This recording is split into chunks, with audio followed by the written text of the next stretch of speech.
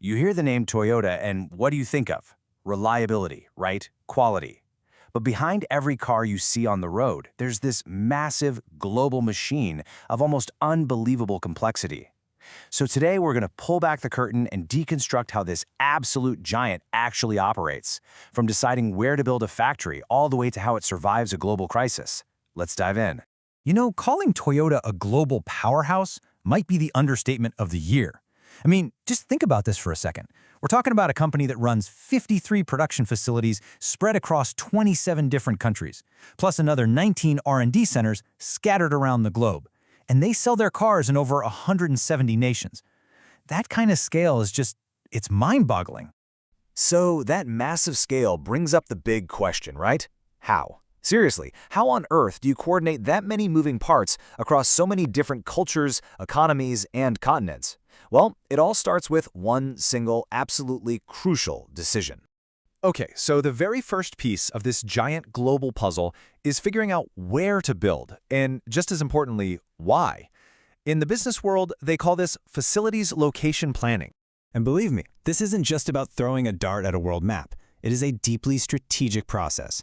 For any company that operates globally, this is the foundational decision that pretty much affects everything else, from your costs and logistics all the way to whether you can even access a market. The whole point is to find one very specific thing. And that thing brings us to a really key concept, location economics.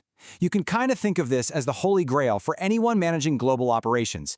It's the entire reason a company would go through all the trouble and expense of setting up shop thousands of miles from its home base.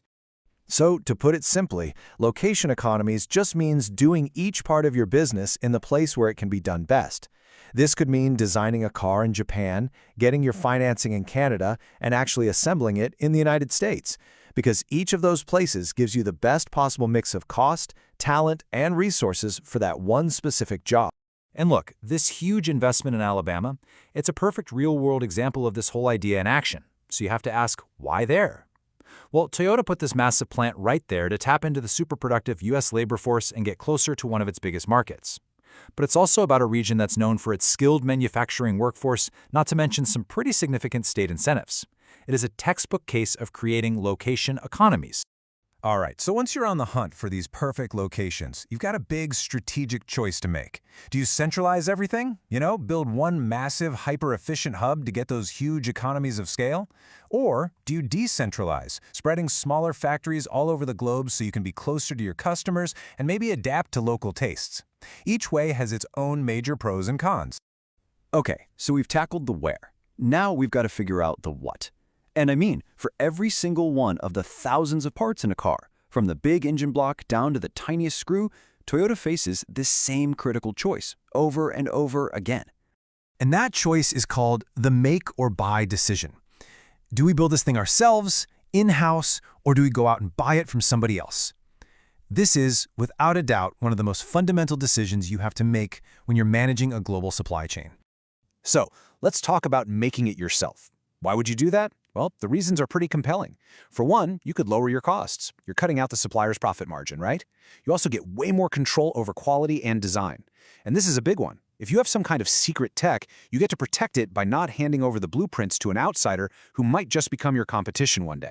But then there's the other side of the coin, buying or outsourcing, and it has its own powerful advantages. First off, it lowers your risk a lot.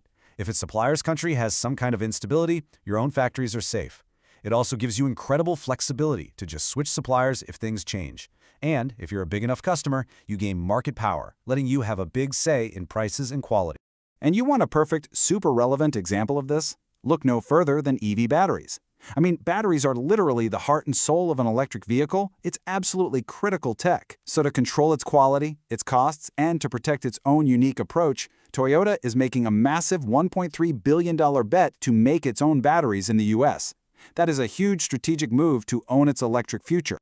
All right, now let's get into the secret sauce, the thing that really made Toyota, well, Toyota.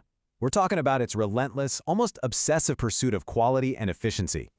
And it really all kicked off with this game-changing idea, just-in-time manufacturing, or JIT.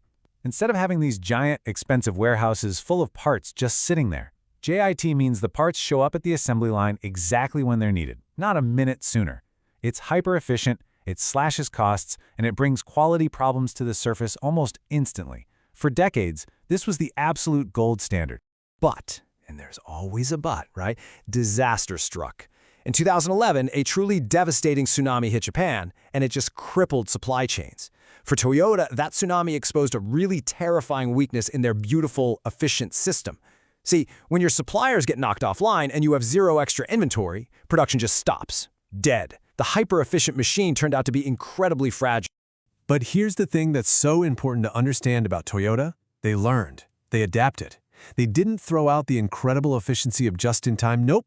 They evolved it. They added a new layer, a strategic stockpile of the most critical parts. It's a philosophy you could call just in case.